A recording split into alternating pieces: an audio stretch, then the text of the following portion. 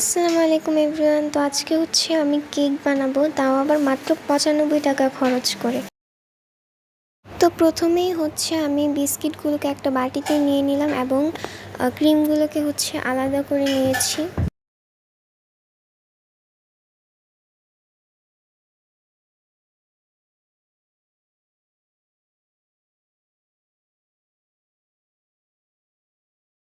তারপর আমি 1 কাপ দুধ নিয়ে নিলাম এবং সেই দুধটাকে ভালো করে ঠান্ডা করে নিলাম।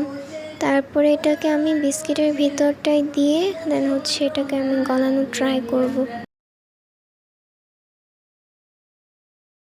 তারপর যে ইনোটা ছিল সেটা আমি এটাতে দিয়ে দিলাম। তারপর এটাকে আবার আমি মিশিয়ে নিব ভালো করে। বিস্কিটগুলো থেকে যে ক্রিমগুলো আমি আলাদা করে রেখেছিলাম সেইটাতে আমি এখন দুধ দিয়ে মিক্সড করে নিব। তো এখন আমি একটা পাত্র নিয়ে নিলাম এবং তেল দিয়ে দিলাম সেই পাত্রে। তারপর আমি প্রথমে যেই বিস্কিটগুলোকে চকলেটের মতো করেছিলাম সেটাকে আমি এটাতে দিয়ে প্রেসার কুকারে দিয়ে দেন চুলায় বসাবো। এটাকে চুলায় দিয়ে আমি 30 মিনিট অপেক্ষা করব।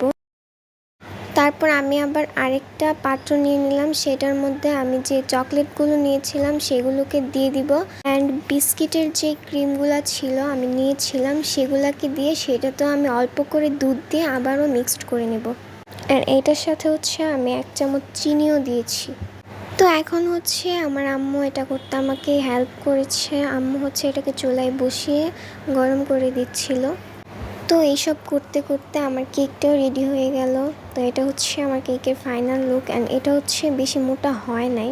সো তারপর আমি যে চকলেটটা গরম করেছিলাম সেটা আমি কেকে দিয়ে দিব ভালো করে।